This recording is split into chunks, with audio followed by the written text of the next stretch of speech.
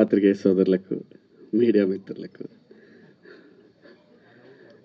TV చూస్తున్న, టీవీలు social మీడియాలో చూస్తున్న మీ అందరికీ పేరు పేరున థ్యాంక్ యూ. అర్థాలన్నీ ఒకరోజు ఆగితే చెప్తాను, ఇది వదిలి ఇంకా దయచేసి ఈ సినిమా నిలబెడదాం. ప్రొడ్యూసర్ చచ్చిపోతాడు. ఎందుకంటే ఇంకొక ప్రొడ్యూసరు ఈ సినిమా చూసి డిస్ట్రిబ్యూషన్ చేయటం ఫస్ట్ టైం. హనుమాన్ ప్రొడ్యూసర్ గారు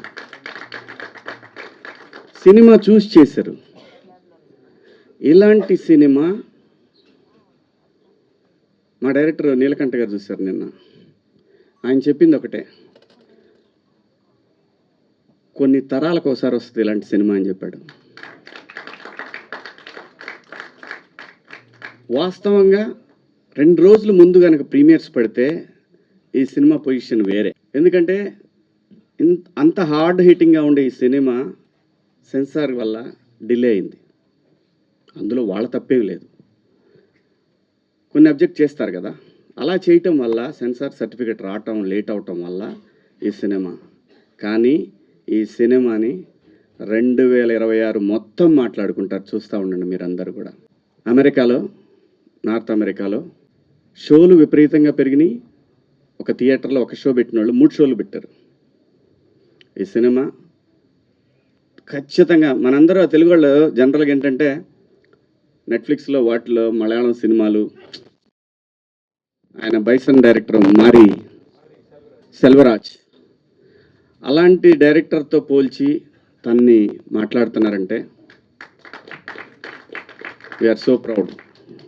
ఏ పాత్ర కూడా, ఏ ఆర్టిస్ట్ కూడా ఈ సినిమా చెప్పినప్పుడు మీరు నమ్ముతారో లేదో, నందు నా కొడుకు,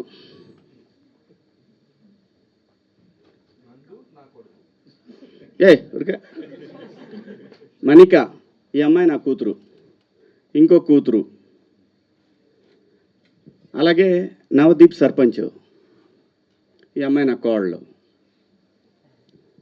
నేను అన్నాను కనీసం మంగపతిలాగా కావాలి కదా, మరి ఇలా వాళ్ళ నందు నా కొడుకేంటి అని ఆయనతో చాలాసార్లు అన్నాను. ఈ అబ్బాయి అల్లుడు. అమ్మ ఏడ చావాలి స్వామి. శివాజీ మాటలే కాదండి, వాళ్ళకి తెలియదు నేనేం చేశాననేది.